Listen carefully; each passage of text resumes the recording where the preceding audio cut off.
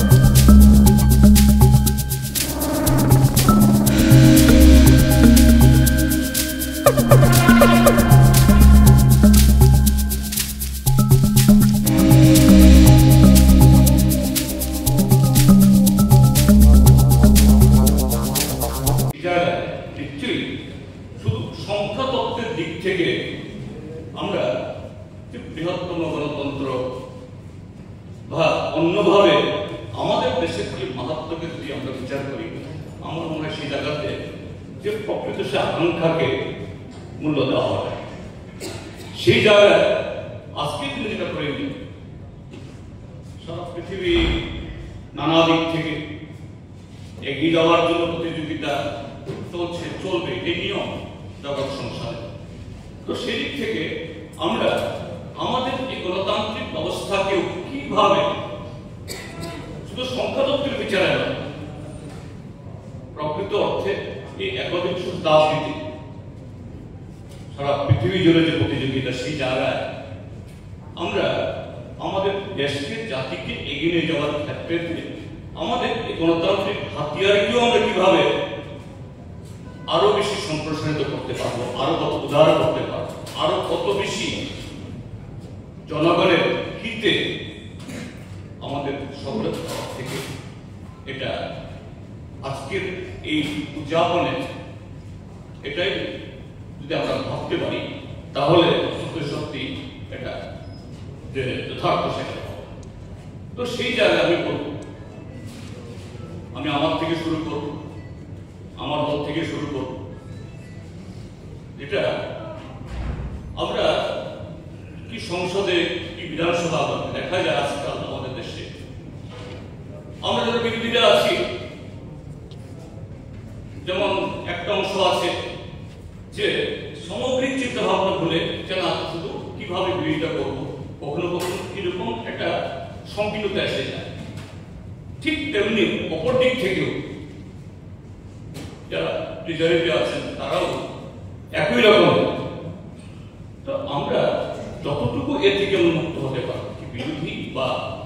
শাসক তত বেশি আমাদের এই গণতন্ত্র আরো দাঁড় হবে। সত্যিকারই তার মধ্যে যে এই দেশকে এগিয়ে যাওয়ার ক্ষেত্রে সেখানে আমাদের গণতন্ত্র আরো বেশি নেতৃত্ব। আমি এই জায়গায় একটু ছোট্ট করে বলতে চাই যে আমাদের দেশে এরকম কয়েকজন সাংসদ যাদের সম্পর্কে নানা রকমের যে গল্প আছে বা এরকম বলে থাকে। কপিল মোদী,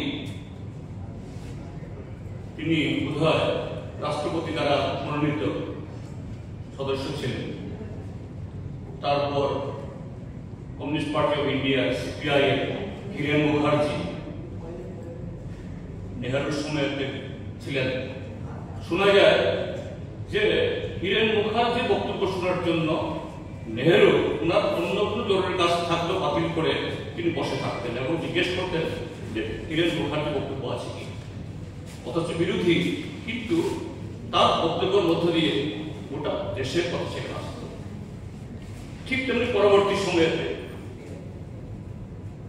যে অটল বিহারী বাজপেয়ী, আমার সৌভাগ্য হয়েছে আমি হিরেন মুখার্জি কপিল মোদীকে শুনি, কিন্তু অটল বিহারী বাজপেয়ীকে শোনার জন্য। তিনি যখন বিরোধী ছিলেন তখন এবং তিনি যখন প্রধানমন্ত্রী, আমি সংসদ নই কিন্তু সুযোগ হয়েছিল সংসদ যাওয়ার জন্য, যেভাবে বলতেন এটা আমার মনে হয় আমরা যারা সাংসদ, আমরা যারা বিধায়ক এরকম ভাবি কি আমরা রিজার্ভ বেঞ্চে আছি বা অপোজিশন বেঞ্চে আছি, যখনই আমরা আমাদের কথা বলার সুযোগ পাই কম বা বেশি, সেই জায়গায় দেশ, জাতি এবং ওটা এই মানে শাসনের এটাকে কিভাবে আমরা সার্বজনীন সেরকম আপিল রাখতে পারি, এভাবে রাখতে পারলে পরে তাহলে আমাদের বিধানসভা বা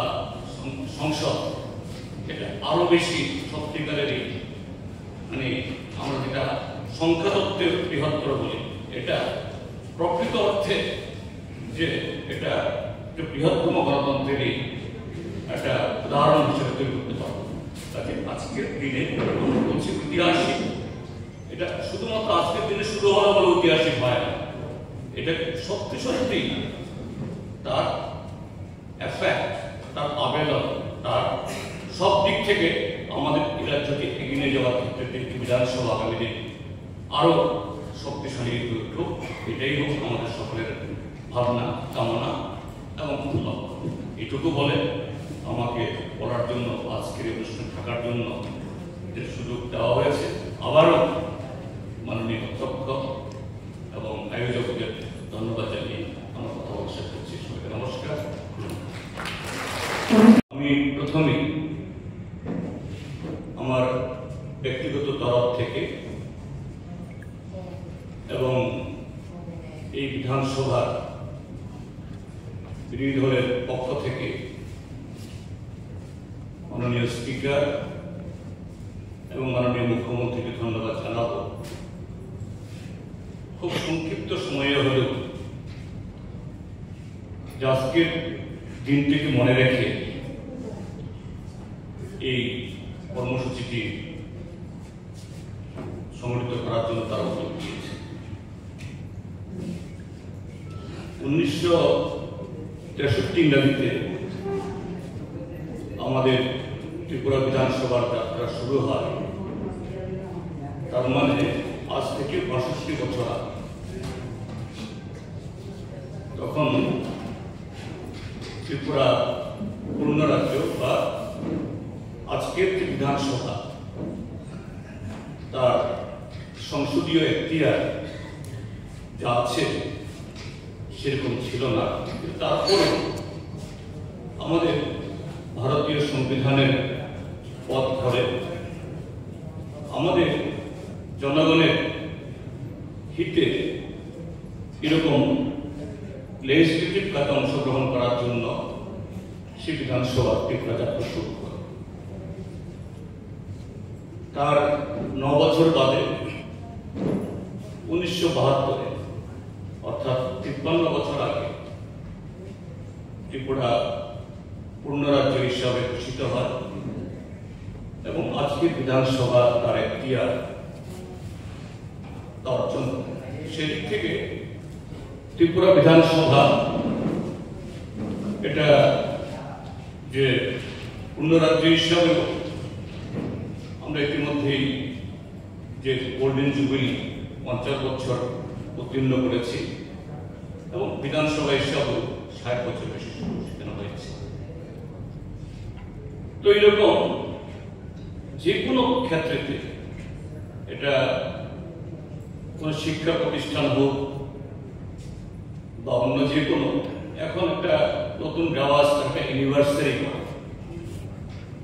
বর্ষপূর্তি হওয়া, নিশ্চয়ই বর্ষপূর্তি হওয়াটা নিছক কোন একটা দিবসকে যা স্মরণ করা তা নয়, বা এটাকে কেন্দ্র করে স্মারক হিসাবে মনে রাখার জন্য এরকম কিছু যে বৃক্ষরোপণ বা অন্য কর্মসূচি ইত্যাদি বিভিন্নভাবে হয়ে থাকে, এখন যেরকম ভাবে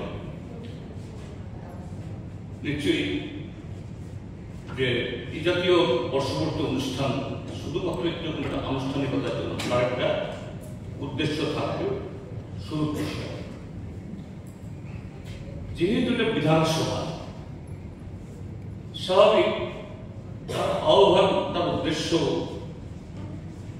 সংক্ষিপ্ত সময়ের মধ্যে এই আয়োজনটা হলেও মাননীয় স্পিকার মহোদয় এবং মাননীয় মুখ্যমন্ত্রী মহোদয়, পরিষদের নেতা মাননীয় মুখ্য সচিব মহোদয় নিশ্চয়ই এটাকে আরো বৃহত্তরভাবে ভেবেছেন, সম্পর্কে আমার কোনো সন্দেহ নেই। বিধানসভা মানে সে রাজ্যের বা সে প্রদেশে তার আশা আকাঙ্ক্ষার একটা কেন্দ্রবিন্দু,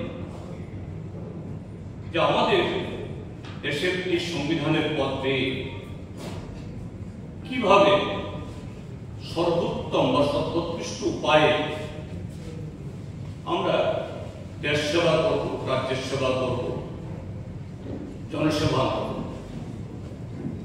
এবং সেই জায়গায় আমাদের বহুদলীয় গণতন্ত্র, সেখানে বিভিন্ন দল আছে।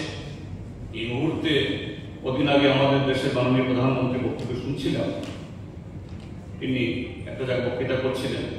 আমাদের দেশে প্রায় 200 উপরে রাজনৈতিক দল আছে, তাদের বিভিন্ন আইনসভাতে প্রতিনিধিত্ব আছে। আর পঞ্চায়েত থেকে শুরু করে লোকসভা,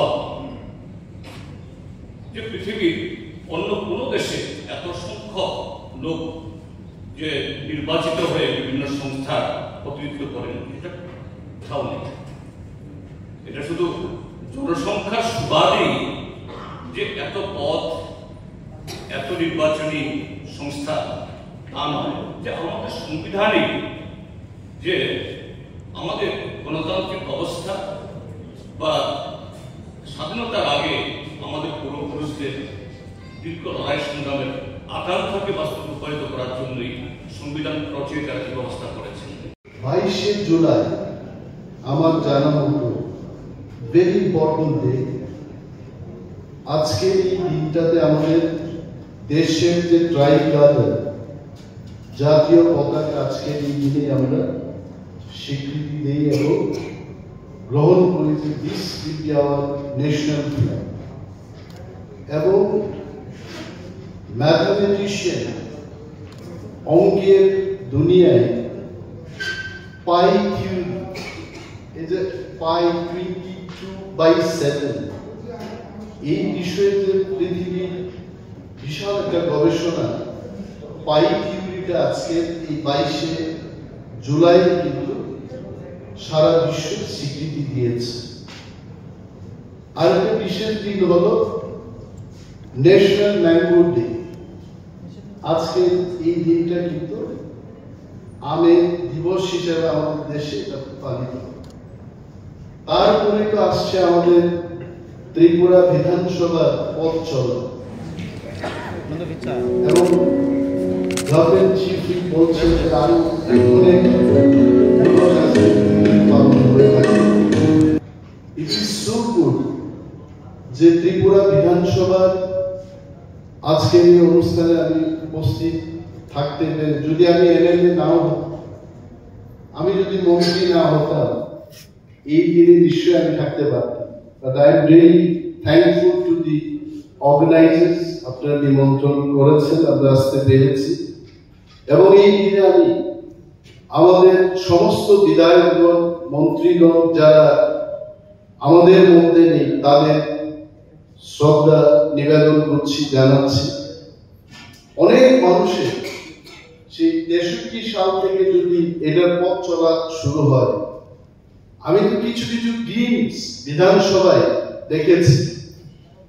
নতুন বিধানসভায় এসে যেভাবে আমরা কথা বলছি, পুরনো বিধানসভার কিছু কিছু চিত্র এখনো আমার মনে। These are all আইন তৈরির ক্ষেত্রে রাজ্যটাকে চালানোর জন্য আমাদের যে আইনের সূত্রপাত, মানুষের সাথে কাজ করার যে নিয়ম বিধি তৈরি হয়, সেটা হচ্ছে বিধানসভা। গঙ্গার উৎপত্তিস্থল যদি গঙ্গোত্রী হয়, ত্রিপুরার মানুষের জন্য আইন তৈরির গঙ্গোত্রী কিন্তু এই বিধানসভা। এবং আমরা আসতে পেরেছি বিধানসভায়। ভেরি ফিউ লাকি পিপল, আমরা যারা ভাগ্যবান, জনগণ আমাদের আশীর্বাদ করেছেন, আমরাই আসতে পেরেছি। Every election you find so many people contest election. আমি অনেক ইলেকশনে কন্টেস্ট করেছি, but not in all the elections I could win the election. I was defeated also. তো আজকের এই মন্ত্রী দিবসে বিধানসভার কর্মচারী বন্ধুদের আমি ধন্যবাদ জানাবো। আপনারা অক্লান্ত পরিশ্রম করে বিধানসভার কাজগুলো যেভাবে করছেন, এটা প্রশংসার আর কোনো অপেক্ষা রাখে। You all are doing extremely good job.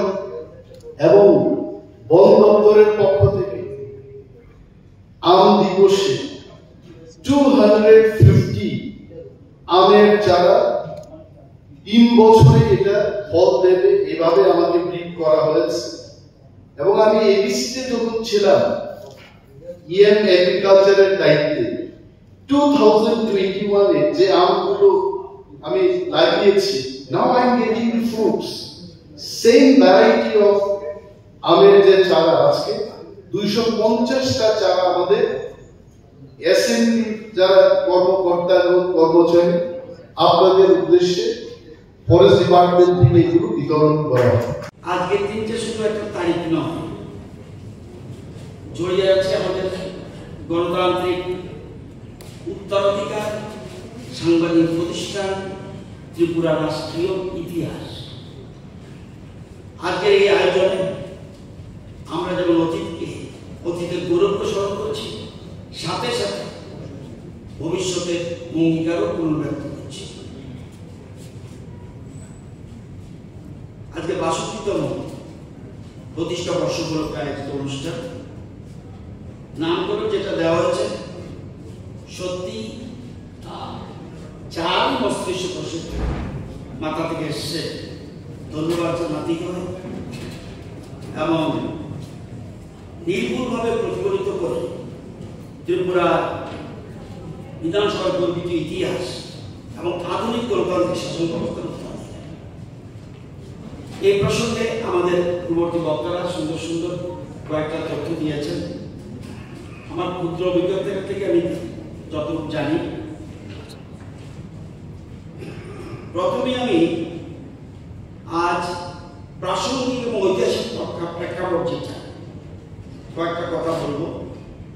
আমাদের ত্রিপুরার ইতিহাসটা সংস্কৃতিতে সমৃদ্ধ এক প্রাচীন রাজ্য, এবং মানিকপুর রাজত্ব ত্রিপুরা ছিল একটা সুসংগঠিত রাজনীতি, যাদের শাসনকাল প্রায় 500 বছর, এবং অন্তিম যে শাসক ওনারা আছে বীরবিক্রম, উনি কিন্তু আধুনিক ত্রিপুরার ভিত্তিপ্রস্তর স্থাপন করেছিলেন। বিদ্যালয় বলুন, কলেজ বলুন, চিকিৎসালয় বলুন, এবং সড়ক বলুন, বিমানবন্দর বলুন, সব সময়ের চাহিদা অনুযায়ী প্রশাসনিক কাঠামো নকশা উনারই দূরদর্শী চিন্তা 47 সালে ভারত স্বাধীন হয়েছে, আমরা কিন্তু স্বাধীন হচ্ছিলাম না। 1949 15 অক্টোবর ত্রিপুরা ভারতের অন্তর্ভুক্তি হয় এবং এর আগে 9 সেপ্টেম্বর 1949 আমাদের রাজমাতা কাঞ্চনপ্রভা ওনার নাবালক পুত্রপক্ষে উনি সিগনেচার করেন ভারতের সাথে সংযুক্তি চান, এটা আমরা সবাই জানি। এবং এরপরে ত্রিপুরা কেন্দ্রশাসিত অঞ্চল হয়ে যায় এবং তৎকালীন রাষ্ট্রপতি চালানোর জন্য রাজ্য চালানোর জন্য একজনকে প্রথম আমার যদি ভুল না হয় যত মুখ্য কমিশনার হিসেবে দায়িত্ব দেন আমার যতটুকু মনে হয় শ্রী রঞ্জিত রায় আইসিএস, উনি প্রথম চিফ কমিশনার। এবার হলো ডাইরেক্ট রাজতন্ত্রে চলে গেল। এবার আমরা ত্রিপুরা গণতন্ত্রের প্রথম পথ চলা শুরু হলো 1956 স্টেট রিকগনিশন অ্যাক্ট এবং ত্রিপুরার গণতান্ত্রিক শাসন কাঠামোর ভিত্তি গঠিত হয় এবং এর ধারাবাহিকতায় 1963 সালে মে মাসে টেরিটোরিয়াল কাউন্সিল অ্যাক্ট প্রণীত হয় এবং যার মাধ্যমে 30 জন নির্বাচিত এবং 2 জন নমিনেটেড মেম্বার নিয়ে ত্রিপুরা টেরিটোরিয়াল কাউন্সিল, এই টেরিটোরিয়াল কাউন্সিলকে রূপান্তরিত হয়ে যায় এমএলএ হিসাবে বিধানসভা এবং প্রথম গণতান্ত্রিক আইনসভা এবং ওই একই দিন সচিবলাল সিংহ সচিবলাল সিংহ প্রথম ত্রিপুরার মুখ্যমন্ত্রী। এই গণতন্ত্র পথ চলা শুরু এবং এভাবে শুরু হয় আমাদের সংসদীয় গণতন্ত্রের প্রাণাশ্রমিক যাত্রা। এরপরে ধীরে ধীরে ধীরে ধীরে ধীরে বাঁ দিকে যারা মুখ্যমন্ত্রী আছেন এখন মাননীয় মুখ্যমন্ত্রী ডক্টর মানিক শাহ এখানে নেই, বর্তমানে আছেন, আর এদিকে স্পিকার যারা এখান থেকে তারাও 10 জন, এখানেও 10 জন। এর শুরু এবার আমরা পেয়েছি 1971 পাশ হয় ঐতিহাসিক north eastern areas recognition act, যার মাধ্যমে 21 জানুয়ারি 1972 পূর্ণ রাজ্যের মর্যাদা পায়। এরপর প্রথম বিধানসভা নির্বাচন অনুষ্ঠিত হয়। তখন কিন্তু এরকম বিধানসভা ছিল মোহনপুর থেকে দাঁড়াতো 30টা আসন। প্রমোদ এমএলএ হয়েছিলেন প্রমোদ রঞ্জন দাসগুপ্ত। আগরতলা সদরবান থেকে হয়েছিল সচিবলাল সিংহ। ওল্ডা করতে যেটা খয়রপুর এখান থেকে হেমন্ত দেয়, টাকারচলা থেকে বীরচন্দ্র দেববর্মা, বিশালগড় থেকে উমেশলাল সিংহ, সোনামুড়া সাউথ থেকে মনসুর আলী, খোয়াই থেকে নিবেন চক্রবর্তী মুখ্যমন্ত্রী ছিলেন, তেলেঙ্গানা থেকে প্রফুল্ল কুমার দাস মুখ্যমন্ত্রী ছিলেন, ধর্মনগর নগর থেকে করুণানাথ চৌধুরী, ডম্বুরনগর বুলুকুটি, 30 জনের বিধানসভা। আমার জানা মতে কেউ নাই। 1967 সে সময় 30 জন বিধানসভা, 30 জন তারা আছে আমার জানা মতে কেউ নেই। 1972 শুরু হলো, আমার জানা মতে 5 জন জীবিত আছে। তারপর লক্ষ্মীনাথ, অজয় বিশ্বাস, সমীরঞ্জন বর্মন, সুশীল চৌধুরী, এই 5 জন আমার জানা মতে জীবিত আছে। 1970 এই যে এবং আমরা পূর্ণাঙ্গ রাজ্যের প্রথম মুখ্যমন্ত্রী হিসেবে শুরু করেছেন যেমন সেকেন্ড নামটা এবং এইভাবে আমাদের বিধানসভা উঠে ত্রিপুরা আইনের প্রণয়নের গণতান্ত্রিক মূল্যবোধ চর্চার কেন্দ্রবিন্দু। এটা গেল 1963 থেকে আস্তে আস্তে গণতন্ত্রের। তখন প্রথম কোথায় ছিল আমাদের এই বিধানসভা? ওই লাল বিল্ডিং, ওটা আমাদের ওল্ড সেক্রেটারি বিল্ডিং এর কাছে, ওটা ছিল আমাদের বিধানসভা ওল্ড সেক্রেটারি বিল্ডিং। চৌদ্দ প্রসাদ সেখানে। এবং আমাদের বিধানসভা অত্যন্ত প্রয়োজন ছিল একটা আমাদের নিজস্ব আধুনিক পরিকল্পিত এবং পরিবেশ বান্ধব পরিকাঠামো নিয়ে একটা বিধানসভা। এরপরে এখানে আমরা আসলাম। কবে আসলাম? আমার জানার মধ্যে 2011 সালে 48 বছর পর 22 জুলাই বিধানসভা অধিবেশন হয়েছে পরে, কিন্তু আমরা শিফট করলাম আজকে 3টা, কিন্তু প্রতিষ্ঠা দিবস হবে 1 জুলাই। এই জন্য 1 জুলাই এবং 22 জুলাই এটা ঠিক আছে, ওনারা আজকে এই দিনটি পালিত করছে। জুলাই মাসটা সেই জন্য বলছে ঐতিহাসিক জুলাই, 1 জুলাই 22 জুলাই। এবার ধীরে ধীরে আমরা এখানে চলে আসলাম। এই নতুন ভবন শুধু একটা নির্মাণই নয়, এটা গণতন্ত্রের একটা প্রতীক, এটা উত্তরাধিকারের ধারাবাহিকতা, আধুনিক পরিষদীয় ব্যবস্থা সূচক হিসেবে পরিণত হয়। যারা এই বিধানসভা ছিল টপ টু বটম, আজকে ত্রিপুরায় এই জায়গায় আসার পিছনে প্রত্যেকে যত এমএলএ ছিল, যত মিনিস্টার ছিল, কোন সরকার, কোন দলে, কোন মতে, this is not the question. এবং সেই জন্যই আজকে এখানে আজকে আমরা এসে পৌঁছেছি। প্রত্যেকেরই কম বেশি কিছু তাদের রয়েছে, তাদের ত্যাগ রয়েছে, আজকে আমরা এই জায়গায় পৌঁছেছি। আপনারা জানেন যে 93 সালের এপ্রিল মাস থেকে আমি তখন জিতেন তখন নতুন মেম্বার আমাদের আমরা এসেছি, নতুন প্রথম বিধায়ক, পরে বিরোধী দল নেতা, বর্তমানে একজন মন্ত্রী হিসেবে দায়িত্ব পালন করছি। গত 32 বছর ধরে এই প্রতিষ্ঠানটির সঙ্গে আমার ব্যক্তিগত বলছি প্রত্যক্ষ সংযোগ, অভিজ্ঞতা আমাকে গর্বিত করে। এই ভবনের প্রতিটি দেয়াল, এই ভবন এবং ওল্ড আমাদের রাজবাড়ি, প্রতিটি দেয়াল, প্রতিটি কক্ষ, অধিবেশন কক্ষ, করিডোর আমাদের শুধু স্থাপত্য নয়, বরং স্মৃতি, দায়িত্ব, কর্তব্যের সাক্ষ্য বহন করে এবং এইভাবে চলে এসেছে।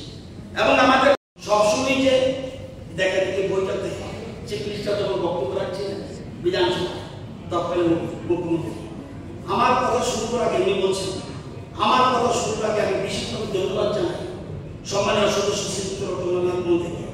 তিনি আমাদের প্রথম দৃষ্টি আকর্ষণ করেছেন যে আমাদের এই বিধানসভা স্থাপনার 50 বছর পূর্তি হতে যাচ্ছে 1 জুলাই 2013।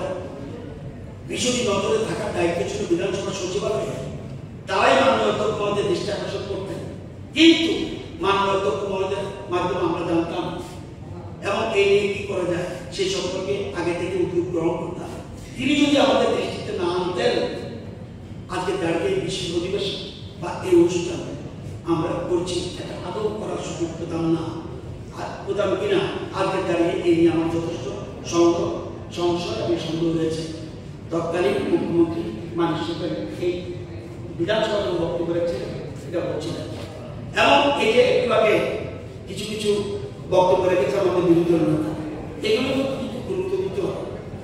এবং আমরা দেখাই এখানে আমরা সবাই আছি, আমরা বিধানসভা বাজারের সঙ্গে খুব কথা কাটাকাটি করে ঝগড়া করি, উত্তেজনা জায়গায় চলে যায়। তাই বিধানসভা বাজারে বিরোধিতা করে নট, লাস্ট যখন ভোট হয় তখন কিন্তু না বলে না,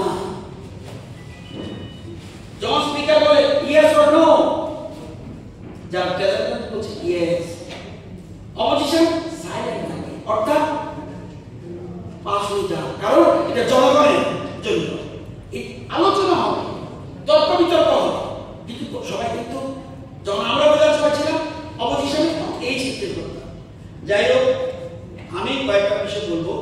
মাননীয় অধ্যক্ষ মহোদয় মুখ্যমন্ত্রী আছেন, আর ওই যে 50 বছর পূর্তি উৎসবটা এটা হয়েছিল, এটা কিন্তু শুধু বিধানসভা করে নয়, গভর্নমেন্টও ইনভলভ হয়ে গেছে। গভর্নমেন্ট ইনভলভ হয়ে টাউন হলে প্রোগ্রামটা করেছেন, আর বিশ্ব অধিবেশন আমরা একদিনে করছি। আমি দু একটা জিনিস বলবো, প্রতি বছর এরকম না, আমি যখন একটা বলছেন এই যিনি বলছেন 1 জুলাই 3টা ক্যালেন্ডার হয়ে যায়, এটা ছোটভাবে কল্পনা করতে ক্যালেন্ডার হয়ে যায়। আর নিমন্ত্রিত কিন্তু প্রাক্তনদেরও করতে হবে। প্রাক্তনদের করতে তাদের একটু সম্মান চায়, প্রাক্তনদের করা উচিত বলে আমি মনে করি। ইন ফিউচার যখন আর 75 সালে, আরে 75 বছর যখন হবে, যখন তো আমরা আমি জানি না সেই সময় 75 মানে কত, 25 লগে 75 কোন বছর 30। এখানে যারা নবাগত এসেছেন অনেকে থাকতে পারেন, আমরাও থাকতে পারি, কোনো কথার গ্যারান্টি নাই। দেখুন আমরা জানি শুধু date of birth, date of death কেউ জানি। সুতরাং যাই হোক, আমরা যখন যথাযথ মর্যাদা, আজকে এটা রেকর্ড হয়ে যাবে, যথাযথ মর্যাদা যেন আমরা 75 বছর ডায়মন্ড জুবলি করতে পারি, সেদিকে লক্ষ্য রাখতে হবে। সেদিন যেন পুরাতন নতুন সবাই মিলে আমরা যেন এটাকে এবং যথাযথ মর্যাদায় যারা এখনো জীবিত রয়েছেন, পুরনো যারা জন্মবৃত্তি দিয়ে তাদেরকে যেন সম্বর্ধনা দেওয়া হয় এবং যারা যারা এখনো রয়েছে। আরেকটা হলো যেটা বলছি, প্রতি বছর পয়লা জুলাই যারা করলে ভালো, এটা আমরা করি। একটা জুলাই বাদ দিলাম, আরেকটা জুলাই করলাম না, কারণ জিনিসটা হলো না।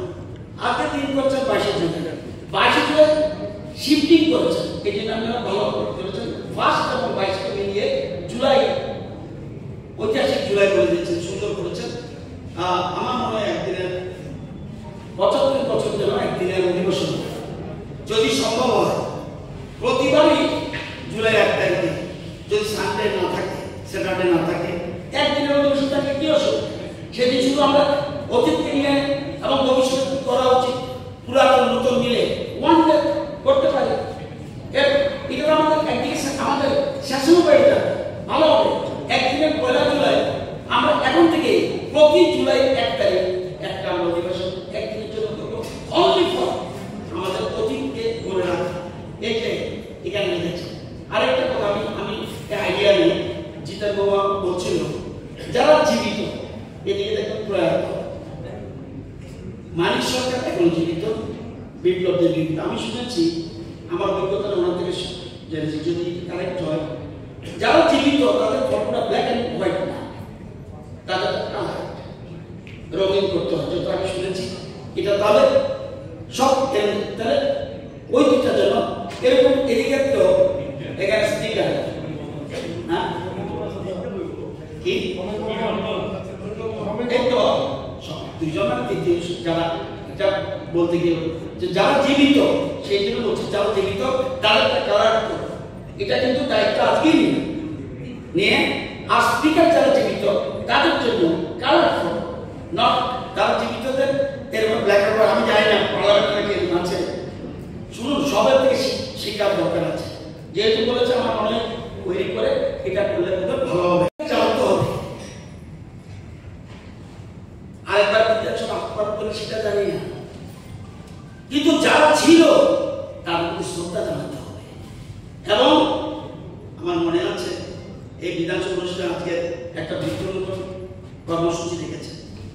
এটা প্রতীকী কর্মসূচি হলো তাৎপর্য কিন্তু অসীম, কারণ পরিবেশ সচেতনতা এবং ভবিষ্যতের প্রতিশ্রুতি বহন এই আমাদের বৃক্ষরোপণ কর্মসূচি। গণতন্ত্র যেমন সময় এবং পরিচর্যা উদ্দেশিত হয়, সেই গাছও কিন্তু ধৈর্য, পরিচর্যা এবং রক্ষণাবেক্ষণের মাধ্যমে ফলপ্রসূ হয়।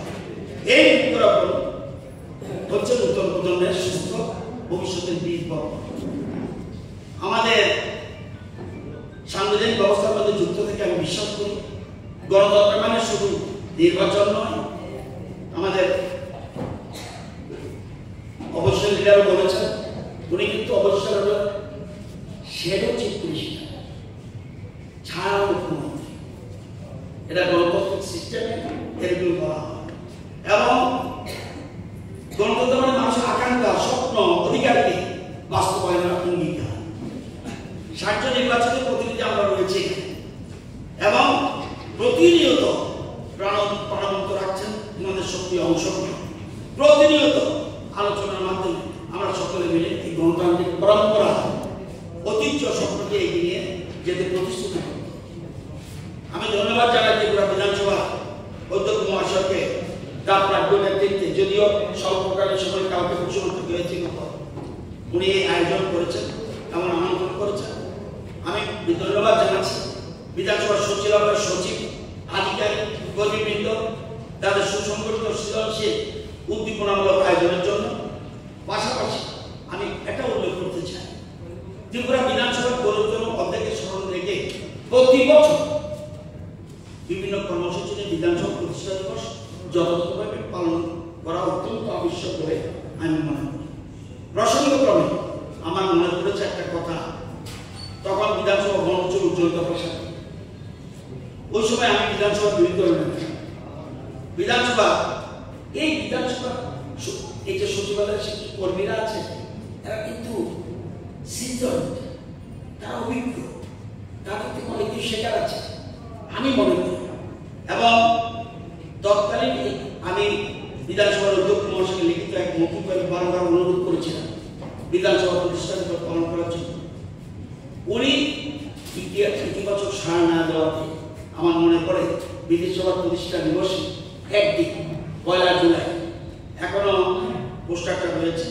আমি ব্যক্তিগত উদ্যোগ নিয়ে উজ্জ্বল একটা বিধানসভা ভবনেই সামনে তৎকালীন সম্মানিত বিধায়কবৃন্দ এবং প্রাক্তন বিধায়ক আমার মনে আছে সাভার থেকে 1960 জিতেছিল, ওনাকে এনেছিলাম এবং আরো অনেক এসেছিল প্রাক্তন বিধায়কবৃন্দ, প্রাক্তন বিধানসভা প্রাক্তন অফিসার কর্মচারীকে আমন্ত্রণ জানিয়ে একটা যথাযথ মর্যাদা দেওয়ার জন্য করেছিলাম।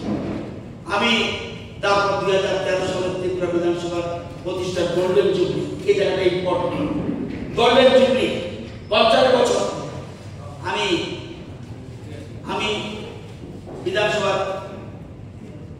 মুখ্যমন্ত্রীকে তখন সরকারের মুখ্যমন্ত্রী বলেছিলাম আমাদের এই দিনটা 2013 সালে ত্রিপুরা বিধানসভার গোল্ডেন জুবলি উৎসব 50 বছর হচ্ছে একটা স্পেশাল সেশন, একটা স্পেশাল সেশন এবং আনুষ্ঠানিকভাবে এই দিনটি পালন করা হয়। তৎকালীন মুখ্যমন্ত্রীকে বলার পর চিঠি দিয়েছিলাম, উনি আমার চিঠি প্রাপ্তি স্বীকার করেছেন এবং বিষয়টিতে আন্তরিকতার অভিনন্দন জানায় আশ্বস্ত করেছিলেন যে বিধানসভা সদস্য সত্তা যৌথভাবে উদ্যোগ নিয়ে আমরা ত্রিপুরা বিধানসভার গোল্ডেন জুবলি উৎসব যথাযথ পালন করা হবে। এরপরে এইগুলো একদিনের একটা বিশেষ সেশন, এইগুলো একদিনের বিশেষ সেশন, 1 ডে সেশন 50 বছর পূর্তি উপলক্ষে 1 জুলাই 2013 এবং একদিনের জন্য করেছিলাম। এবং এরপরে এই উপলক্ষে বিধানসভার স্মারক বিরাট বড় বই আছে, এখন স্মারক গ্রন্থ প্রকাশিত হয়েছে এবং ত্রিপুরা বিধানসভার তরফ থেকে তৎকালীন মাননীয় অধ্যক্ষ শ্রীমতী মীরা কুমারীকে আমন্ত্রণ করা হয় এবং তাও নয় একটা বড় প্রোগ্রাম করা হয়। আমাদের প্রয়াত বিধায়করা যারা পুরাতন প্রাক্তন যারা বিধায়ক তাদের আনা হয়েছিল তাদের এবং সারাদিন বিরাট পরিবেশ এসেছে এবং টাউন হলে প্রাক্তন বিধায়কদের শুভকামনা জ্ঞাপন করা হয়। সেখানে একটি মনোজ্ঞ সাংস্কৃতিক সুন্দর আয়োজন করা হয়েছিল, প্রতিষ্ঠা দিবস উপলক্ষে একটি তাৎপর্য রয়েছে। এই অনুষ্ঠানের মাধ্যমে আমরা যেন অতীতকে স্মরণ করি। স্থান আজকে এখানে আছে, হয়তো ফিউচার আরেক জায়গায় চলে যাবে। 1 জুলাই যেটা আছে সেটা আমার মনে হয় আমাদের মধ্যে একটা আলোচনার বিশেষ প্রয়োজন। বিল্ডিং আজকে আছে, বিল্ডিং কালকে আরেক জায়গায় চলে যাবে, কিন্তু বিধানসভা যখন শুরু হয় তাকে পালন করলে আমরা টোটাল কত বছর ত্রিপুরার বিধানসভা হলো তা মানে আমরা বলতে পারবো। আজকে 62 বছরের কথা হচ্ছে, বলা হয়েছে টোটাল 62 ইয়ার্স। তাহলে 62 ইয়ার্স যদি পালন হয় তো ওই 1 জুলাইয়ের বিষয়টা আসা উচিত আমার মনে হয়। আজকে তবু আমি বলব যে our honorable speaker, honorable deputy speaker, they have kickstarted this endeavor. This of course is a praiseworthy matter. আমি ওনাদেরকে ধন্যবাদ দেবো যে আপনারা শুরু করেছেন, এটা গুড জেস্টার আমি বলবো। আজকে এখানে আমরা বিধানসভার ভিতরে অনেক ধরনের কথা হয় বিভিন্ন বিষয় নিয়ে, জনস্বার্থের কথা, জনস্বার্থের প্রতিনিধি, আমরা জনস্বার্থকে রক্ষা করার জন্য আমাদের প্রতিনিধি আমাদের চিহ্নিত করেছেন সমস্ত জনসাধারণ বিভিন্ন জায়গা থেকে। আজকে 7টা বিধানসভা থেকে 7 জন এখানে, কাজে আমাদের দায়বদ্ধতা কিন্তু প্রচুর। অনেক সময় গণতন্ত্রকে বাঁচাতে গিয়ে বিরোধী পক্ষের থেকে অনেক কথা রাখেন, আমরাও ট্রেজারি বেঞ্চের থেকে তার উত্তর দেওয়ার চেষ্টা করি, এগুলো হয়। কিন্তু আলটিমেটলি যে ডিসিশন, বিধান দেওয়ার যে বিধানসভা, সেখানে এটা কিন্তু তার মান এবং তার স্ট্যান্ডার্ডাইজেশন আমাদের রাখা প্রয়োজন। এখানে যারা কর্মচারীরা আছেন, যারা অফিসাররা আছেন, তারাও প্রচুর, কেন আমার পূর্ববর্তী বক্তা শ্রী রতনবাবু বলেছেন যে উনাদের উপর ভিত্তি করে অনেক কিছু আছে, আমরা কিন্তু আসি অনেক সময় তথ্য বা আদার্স যে arrangement, everything you are doing, এটা কিন্তু ছোটখাটো না, এটা ভেরি সিরিয়াস একটা ইনস্টিটিউশন, একটা টেম্পলের মতো, একটা মন্দিরের মতো এই বিধানসভা। আমি এখনো বলবো যে এটাকে আমরা পালন করব যথাযথ মর্যাদা দিয়ে। আমার পূর্ববর্তী বক্তারা বলেছেন, যারা এখানে মাননীয় স্পিকার মহোদয় এখানে আছেন, এখানে দুজন স্পিকার তারা এখনো জীবিত আছেন, if I am not wrong, এবং তাদেরকে আরো বৃহৎ আকারে নেক্সট টাইম আমরা যদি করি, এবং ডেটটা আমরা ফিক্স করবো, পরবর্তী সময় আমরা সংশোধন করতে পারি, নাও করতে পারি, পরে ওনাদেরকে আমরা আমন্ত্রণ করবো। এখানে 3 জন মুখ্যমন্ত্রী পদে সবাই প্রয়াণ হয়েছে, তাদেরকেও আমরা 3 জন যারা আছেন তাদেরকেও আমরা আর একটা সুবিনিয়র যদি করা, এই সুবিনিয়রে ওনাদের থেকেও আমরা মেসেজ যদি নিই, ওনাদের অভিজ্ঞতার একটা মেসেজ যদি আমরা নিই, তাহলে এটা একটা সম্পূর্ণতা লাভ করবে আমি আশা করি। আজকে আমরা অনেক সময় বুঝছিলাম যে আসলে কোন ডেটে কোন জায়গায় কি হয়েছে, তো এটা একটা প্রপার যে হিস্ট্রি, সেটা যদি পাকাপোক্ত হয়, তাহলে নেক্সট যারা প্রজন্ম, যারা এখানে আমরা আছি, কাউকে নাও থাকবো, তাদের কাছে সেটা কিন্তু একটা মানে এপিক্স হিসাবে, বিধানসভার এপিক্স হিসাবে সেটা থাকে। আমি নিশ্চিত আমরা এই বিষয়ে আমরা আগের থেকে ধরনের অনুষ্ঠান হওয়ার আগে আমাদের একটা মানে প্রি মিটিং, যেটাকে বলে প্রি মিটিং, সেটা আমরা করলে আরো অনেকের যে অভিজ্ঞতা সেগুলো আজকে আমরা দিতে পারি। এবং আজকের এই দিনটি পালন করার পাশাপাশি আমাদের যারা গত হয়েছেন তাদেরকে আমি শ্রদ্ধা নিবেদন করতে চাই, যারা এখনো জীবিত আছেন, এখানে শুধু মুখ্যমন্ত্রী না, স্পিকার না, যারা বিধানসভায় প্রতিনিধিত্ব করেছেন, সবারই কিন্তু কিছু না কিছু এই বিধানসভার মধ্যে কিছু দিয়ে গেছে। তাদেরকেও, যারা নেই তাদেরকে শ্রদ্ধা নিবেদন করা উচিত, যারা জীবিত আছেন তাদেরকেও আমন্ত্রণ করা উচিত, এবং বড় পরিসরে যদি দরকার পড়ে, এখানে যদি কম জায়গা হয়, আমরা বিধানসভার বাইরেও আরো বড় জায়গা নিয়ে একটা বিশাল আকারে আমরা যদি আয়োজন করি, তাহলে it will be better. That's my suggestion. আজকে মানে এই ধরনের একটা অনুষ্ঠান হতে পারে, আমি যখন ঢুকছিলাম, মাননীয় ডেপুটি স্পিকার মহোদয় বলছিলেন যে this is one kind of মানে দিস আয়োজন which is never had happened before. তো আমার কাছে খুব ভালো লাগলো যে এই ধরনের আয়োজন এখানে করেছে, আর পাশাপাশি এটা উদযাপন করার জন্য যে এখানে যে বৃক্ষরোপণের যে ব্যবস্থা রেখেছে, সত্যি আমি এর জন্য ধন্যবাদ দেব। এবং এটাও স্মরণ করিয়ে দিয়েছে যে বৃক্ষ ছাড়া আমরা কিন্তু বাঁচব না। আমরা জলের আরেক নাম জীবন বলি, এখন কিন্তু আমার মনে হয় যে গাছেরও আরেক নাম জীবন।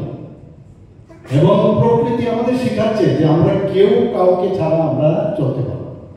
আমরা তা হয়ে যাচ্ছে, ফরেস্ট মিনিস্টার সাহেব অ্যাসেম্বলির মধ্যে বলছেন, এগুলোর জন্য আমাদের প্রতিরোধ করতে হবে। সরকার তো তার চেষ্টা করবে, কিন্তু যারা আজকে প্রতিনিধিত্ব করছে জনসাধারণ, তাদেরও আরো বেশি সোচ্চার করতে হবে। এবং সেটা করলে আমাদের এই যে ডিফরেস্টেশন হচ্ছে আর এফরেস্টেশন, সেটা যদি ঠিক আছে, অনেক সময় গাছ তো আমাদের জীবিকার জন্য প্রয়োজন, গাছ আমাদের বেঁচে থাকার জন্য দরকার। আমাদের এখানে এটা আপনাদের অবগতির জন্য জানাচ্ছি যে একটা ম্যাচিউর গাছ 260 পাউন্ড অক্সিজেন দিতে পারে, আর 48 পাউন্ড কার্বন ডাই অক্সাইড সে নিজে দিতে পারে। এই যে বিবেচনা মাননীয় প্রধানমন্ত্রী যে যে 26 সম্মেলনে উনি বলেছেন যে 2070-এর মধ্যে যে কার্বন নিউট্রাল কান্ট্রি হিসাবে ভারতকে আমাদের ঘোষণা করতে হবে। এটা যদি আমরা সবাই মিলে আমরা চেষ্টা করি তবেই সম্ভব হবে। এবং এইরকম একটা দিনে এই যে গাছ রোপণের একটা ব্যবস্থা করেছে, আমি আবার মাননীয় স্পিকার মহোদয় এবং ওনার ফুল টিমকে, ডেপুটি স্পিকার মহোদয়কে ধন্যবাদ দেব। এই ধরনের একটা আয়োজন করেছে এবং গাছ লাগাতে গিয়ে আগেই চিন্তা করতে হবে যে আমি যে গাছটা লাগাচ্ছি, এবং মাননীয় প্রধানমন্ত্রী যে সুন্দর একটা আজকাল দিয়েছে, একটা স্লোগান দিয়েছে যে বারবার উনি বলছেন যে মার নামে আমাদের একটা গাছ আমরা লাগাবো, এক পেড় মাকে না। কি সুন্দর একটা স্লোগান। এটা যদি আমরা লাগাই, দেখতে হবে যে এটা পরবর্তী সময়ে যদি এখানে বিল্ডিং ওঠে বা রাস্তা যদি বড় হয় সেটা কাটানো হবে। কাজে লাগানোর আগেও চিন্তা করতে হবে যে প্রপার প্লেসমেন্ট দেওয়া এখানে লাগাচ্ছি কি। এটা আমার অভিজ্ঞতা এবং আমার মানে চিন্তাধারার যে প্রকাশ, সেটা আপনাদের সামনে রাখলাম। এবং শুধু লাগানো না, আমি কিন্তু এরপর আর দেখি না, আমি নিজেই বলতে পারবো না আমি কোথায় লাগিয়েছিলাম। এটা ফলো আপের জন্য দরকার যে আমি কোন জায়গায় কত বড় হবো সেটাকে পরিচর্যা করা। এবং এই প্রকৃতিও আমাদের শিখিয়েছে যে গাছ আমাদের অক্সিজেন দেয় আর আমরা তার পরিবর্তে কার্বন ডাই অক্সাইড দেয়। এই যে সিম্বায়োসিস প্রসেস, একে অপরের ছাড়া চলবে না, সেটা কিন্তু অ্যাসেম্বলির মধ্যে অপোজিশনও থাকতে হবে, আবার ট্রেজারি বেঞ্চও থাকতে হবে। এর থেকেও কিন্তু আমাদের শিক্ষা নেওয়া দরকার। প্রকৃতি আমাদের অনেক কিছু শেখায়। আজকের এই বৃক্ষরোপণ যেটা গণ আন্দোলন রূপে পরিণত হোক। আপনারা এর মধ্যে নিশ্চয়ই আপনারা জানেন যে আমাদের ফরেস্ট ডিপার্টমেন্ট 2022 সালের 8ই জুন 5 মিনিটে বৃক্ষরোপণ শুরু করে। সেখানে প্রায় 1,02,000 উপরে চারা গাছ লাগিয়েছে। এবং 2023 সেই যে 11টা থেকে 11টা 5 2,07,000 চারা উপরে চারা গাছ লাগিয়েছে। আর গত 5ই জুন আমি নিজেও ছিলাম সেখানে 2024-এ আমরা 5 মিনিটে 5 লক্ষ বৃক্ষ আমরা রোপণ করেছি। এবং সেগুলোই আমি দিল্লিতে যখন এই ধরনের আলোচনা হয় যে ফরেস্টেশন নিয়ে বা ফরেস্ট বা গাছ রোপণ নিয়ে, আমি এই কথাগুলো যখন রাখি, কোনো অংশে ভারতবর্ষের অন্যান্য যে মেইন ল্যান্ডগুলো আছে তাদের থেকে ত্রিপুরা কিন্তু কোনো অংশে কম নয়। আমাদের ছোট জায়গা, আমাদের প্রায় যে ফরেস্ট ল্যান্ড আছে, প্রায় আমাদের ফরেস্ট ল্যান্ড ত্রিপুরাতে এখানে প্রায় 7,722 বর্গ কিলোমিটার, যা রাজ্যের ভৌগোলিক জায়গা তার 73%-এর উপরে। কাজে এটাকে বাঁচিয়ে রাখতে হবে আমাদের। না বাঁচালে আমাদের যে আদার ল্যান্ড আছে, আমাদের কিন্তু ল্যান্ড খুব কম। এবং দেশের যে বনাঞ্চল সারা ভারতবর্ষে, সেখানে 1.08% আমাদের ত্রিপুরারও কিন্তু অবদান রয়েছে। অর্থাৎ প্রকৃতিকে রক্ষা করার জন্য যে আমাদের গাছ যে কাজটা করছে 1.08% সেই কাজটা করছে।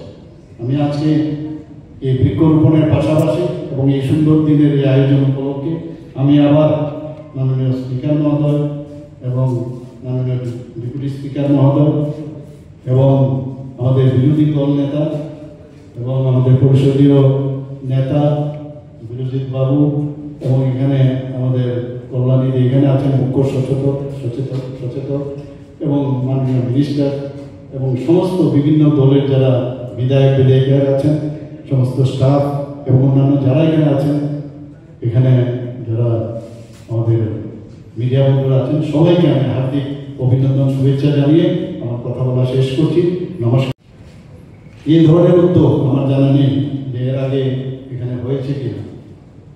এই প্রথম কিন্তু এই ঐতিহাসিক জুলাই ত্রিপুরা বিধানসভার পদচিহ্ন লেখা আছে স্মৃতির পথ নিয়ে সম্মান, দায়বদ্ধতা ও গৌরবের যাত্রা। খুব সুন্দর লেগেছে এবং নিশ্চিত যে এই কথাগুলো লেখা আমাদের মাননীয় স্পিকার মহোদয়ের মস্তিষ্ক প্রসূত। আমি না জেনে আমি বলছি, if I am not wrong. খুব ভালো এটা স্লোগান উনি দিয়েছেন। আমার যতটুকু মনে আছে যে এখানে আলোচনা থেকেও আমি যা জানলাম যে প্রথম যিনি এই অ্যাসেম্বলির স্পিকার, ওনার নাম হচ্ছে শ্রী, এখন তো শ্রী বলা যাবে না, স্বর্গীয় উপেন্দ্র কুমার রায়। ফার্স্ট অ্যাসেম্বলি 1 জুলাই 63 থেকে 11 জুলাই 67 পর্যন্ত উনি স্পিকার ছিলেন। এখানে আমাদের সবার শ্রদ্ধেয়, সবাই আমরা জানি যে প্রথম যিনি মুখ্যমন্ত্রী ছিলেন,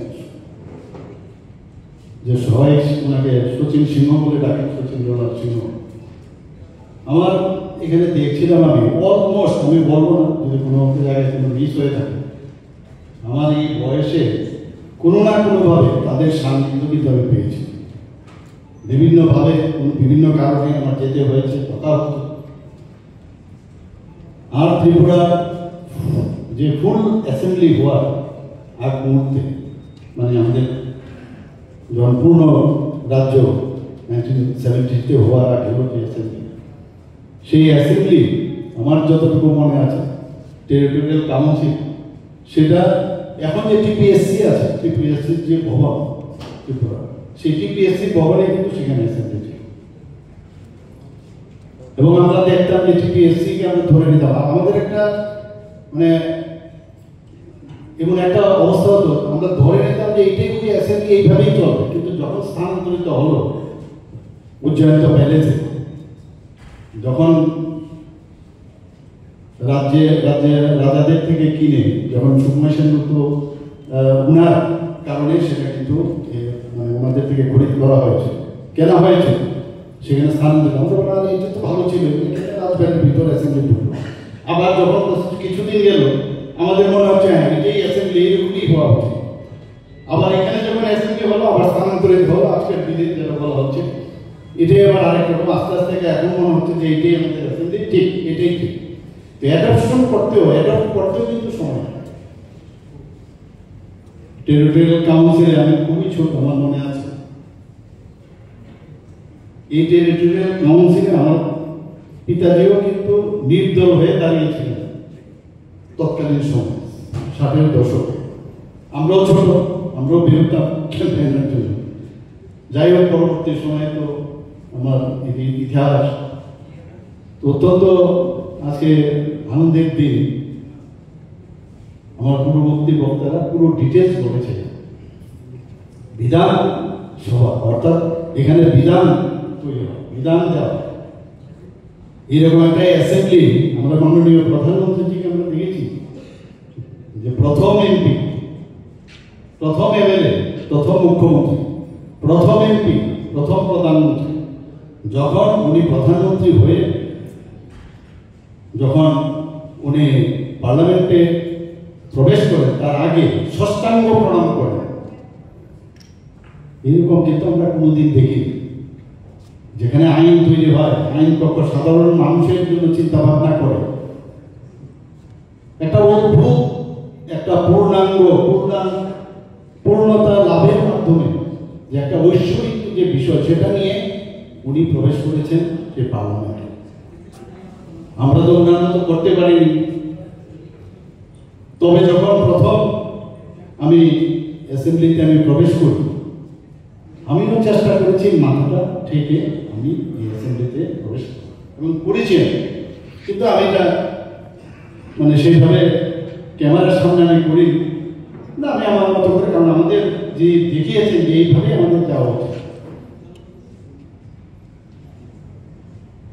এবং আজকে 1963-তে যদি 1 জুলাই ত্রিপুরা বিধানসভা গঠিত হয়, তাহলে কিন্তু এটা একটা কোশ্চেন আছে আমার মনে হয়, জন্য in future will talk regarding this. 1 July যেহেতু বিধানসভা প্রতিষ্ঠিত হয়েছে, তাহলে আমরা এই বিল্ডিং এর বিধানসভা